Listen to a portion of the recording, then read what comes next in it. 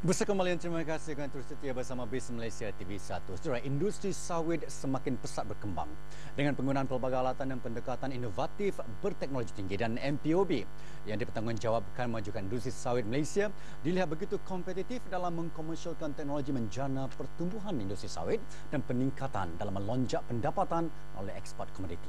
Bual BIS petang ini menjemput Dr. Idris Abu Semana, Ketua Unit Ganoderma dan Penyakit Sawit Bahagian Biologi Lembaga Minyak Sawit Malaysia MPOB bagi mengupas dan membincangkan lebih lanjut topik ini. Selamat datang, Saudara. Terima kasih. Ini bercakap tentang kelapa sawit. Kita bercakap pasal kelapa sawit yang biasa, ya. Nak bercakap bagaimana nak mengkomersialkan teknologi yang ada pada industri kelapa sawit itu sendiri. Sebelum itu, mungkin doktor boleh jelaskan relevannya MPOB terlibat dengan penciptaan teknologi itu sendiri. Kita dalam sekarang ni untuk relevannya teknologi ini kerana kita untuk mendapatkan kaedah terbaik dan terbaru. Berdasarkan kepada kaedah teknologi yang ada inilah kita dapat meningkatkan pendapatan petani penanam sawit, dan ini akan mempercepatkan lagi proses meningkatkan pendapatan mereka. Okay? Dan kalau kita lihat setakat ini lebih daripada hampir lebih dari dekad MPOB menerajui penanaman kelapa sawit, pengkomersialan kelapa sawit dan sebagainya negara kita. Hampir 500 jenis teknologi yang dicipta oleh MPOB itu sendiri. Apa yang dilihat sebab pada teknologi yang dicipta satu ke satu ini sendiri? Sekarang ni ya, seperti yang dikatakan, kita telah pun ada lebih dari 500 teknologi, dan kita MPOB actually rasa berbangga kerana daripada 500 teknologi yang telah kita pindahkan itu lebih daripada 30% telah dikomersialkan. Bermaknanya daripada teknologi yang telah kita bangunkan ini telah pun mendapat sambutan daripada usahawan, daripada industri sawit itu sendiri Di peringkat domestik. Di peringkat domestik dan juga di peringkat antarabangsa. Itu satu pendekatan yang baru. Satu lagi langkah baru Malaysia untuk mengekspor bukan lagi komoditi tapi juga teknologi itu sendiri. Ya, kita juga ada bercakap tentang teknologi di mana kita sekarang ni banyak teknologi kita sekarang ni bukan saja digunakan pakai di Malaysia tapi juga di negara lain seperti di Indonesia. Dan juga di negara lain yang membangunkan sawit dan juga minyak sawit. Bercakap pasal MPOB ini cukup menarik, doktor. Bila bercakap pasal MPOB, kita akan tinggalkan pokok kelapa sawit, menunggu hasil dituai dan dikeluarkan minyak. Itu saja. Mungkin pemikiran yang ada pada penonton kita di luar sana. Sekarang sudah berubah. MPOB sudah berubah, meneroki satu bidang baru, penerokaan teknologi secara komersial. Dan ini dilihat sebagai satu perkara usaha untuk meningkatkan lagi mutu kelapa sawit yang ada di negara kita. Contoh teknologi yang segini sehingga mendapat sambutan dengan antarabangsa. Okey, kalau sekarang ni kalau kita lihat teknologi yang saya baru ni dibangun bertahun ini saja, contohnya sekarang ni kita telah keluarkan satu teknologi yang dipanggil Gano EF Biofertilizer. So this teknologi Gano EF Biofertilizer ini kita wujudkan dia untuk mengawal penyakit ganoderma sawit. Kerana penyakit ini adalah yang paling serius yang menyerang pokok sawit di Malaysia dan juga di negara lain seperti di Indonesia dan juga di negara di Afrika. Jadi di Malaysia sahaja sekarang ni penyakit ini berdasarkan bancian telah dijalankan pada tahun 2010, dia telah meningkat kepada 3.71%. Dan kawasan yang diserang adalah sebanyak lebih daripada 59,148 hektar. Jadi dengan kemusnahan keluasan tanaman ini disebabkan oleh penyakit ganoderma ini, maka kerajaan telah mengalami kerugian sebanyak 1.8 bilion ringgit. Satu angka cukup besar. Satu angka yang cukup besar. Sebab itulah sekarang ni kita di MPOB bertukus lumus, bukan saja kita di MPOB tapi juga kita bekerjasama dengan industri dan juga dengan private company supaya kita dapat keluarkan produk yang boleh digunakan untuk mengawal penyakit ini supaya industri sawit kita masih lagi boleh survival.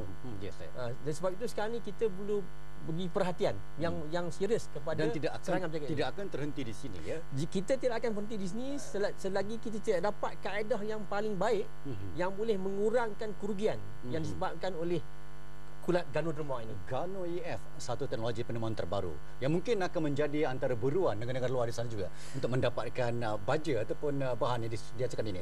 Bagaimana sambutan setakat? Setakat ini kita produk ini telah kita lancarkan pada 14 Jun 2012 semasa pemilihan seminar teknologi 2012 di MPOB, di Pejabat MPOB. Dan sekarang ni kita dapati kita telah menerima tempahan lebih daripada 1,000 tan Masalah sekarang ni kapasiti kita adalah 500 tan. Di luar jangkaan. Di luar jangkaan. Jadi ini menunjukkan kata sambutan daripada orang begitu ramai dan banyak dari penanam sawit, terutama sekali mereka yang menghadapi masalah penyakit ganoderma ini tertunggu-tunggu produk yang dihasilkan yang boleh digunakan untuk mencegah atau untuk mengawal penyakit ganoderma ini. Saya melihat dari sudut yang positif, doktor, di sini. Berarti kesungguhan di kalangan pengusaha lain kelapa sawit kita ada sebenarnya. Bagaimana untuk mengatasi penyakit kelapa sawit? Bagaimana untuk meningkatkan hasil itu sendiri? Dan MPOB sendiri turun padang untuk memastikan agar penyakit dapat selesai, kita kan bagaimana? Itu okey. Sekarang ni saya telah pun bekerja dengan MPOB lebih kurang dalam 20-25 tahun. Sebab saya mula berkhidmat dengan dulu Polri dan sekarang ni MPOB pada tahun 1987 sehingga sekarang ni, dan kita telah pun banyak menghasilkan kaedah-kaedah kawalan dan inilah kaedah kawalan yang terbaru. Jadi bila kita dapat kaedah kawalan ini, kita akan pergi ke ladang, kita akan bagi ceramah, kita akan bagi perbincangan dengan mereka dan juga kita akan buat field demonstration bagi mereka. Kaedah yang terbaik bagaimana kita nak mengawal penyakit ini, bagaimana kita nak mengenal penyakit ini supaya penyakit ini dapat diubati. Lepas itu kita harap pendapatan petani, pekebun kecil, peladang akan meningkat dan menyumbang juga kepada negara. Sebab kita tahu pada tahun lepas industri sawit ini menyumbang sebanyak 80 bilion ringgit. Sebab itu kita nak kekalkan sumbangan ini atau kita nak meningkatkan lagi. Dan jangan jadikan masalah penyakit ini sebagai satu halangan kepada peningkatannya penghasilan produk sawit itu sendiri. Dan saya difahamkan kelapa sawit Malaysia sudah melangkau benihnya ke luar negara dengan teknologi itu sendiri. Pandangan doktor di situ bagaimana kan? Kita dah keluar negara sekarang dengan kelapa sawit kita. Kita sekarang ni kelapa sawit kita masih lagi dalam perbincangan. Untuk nak menjual benih sawit kita masih dalam peringkat perbincangan.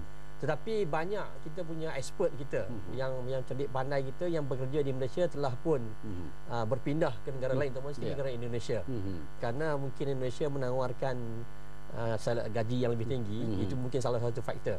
Tapi terdapat perubahan. Selain daripada itu juga Malaysia ni kita ada buat joint venture dengan negara lain untuk membangunkan tanaman sawit di negara mereka. Dengan kata lain, negara luar mencemburui teknologi yang kita miliki dalam penghasilan penanam sawit. Mungkin yang cuba tegas kalau MPOB di sini.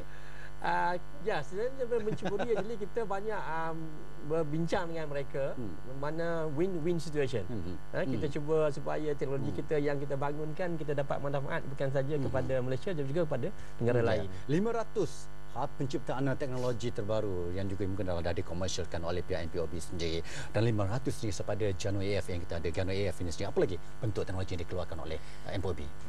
Tahun ini juga kita ada mengeluarkan teknologi yang penggunaan jentera. Jentera yang boleh digunakan di kawasan-kawasan bermasalah seperti di tanah gambut. Dan juga kita juga ada mengeluarkan cantas. Cantas ni adalah satu mesin itu mendapat sambutan cukup menggalakkan sekarang ini dan memang telah diterima pakai oleh industri kita, terutama sekali bukan saja peladang sawit, plantation group dan juga untuk smallholder, kebun kecil. Dan itu antara kejayaan yang MPOB ingin kongsikan. Dan saya lihat MPOB betul-betul memberi penekanan kepada R&D dalam penghasilan penciptaan. Bagaimana pandangan doktor terhadap penyediaan, peruntukan dan sebagainya bagi memastikan agar teknologi dapat terus dijana? Kita sekarang ni MPOB kita memang ada peruntukan khas untuk macam bidang-bidang tertentu, terutama bidang penyakit, katakan kajian penyakit, bidang kajian mekanisasi ladang dan juga bidang bioteknologi.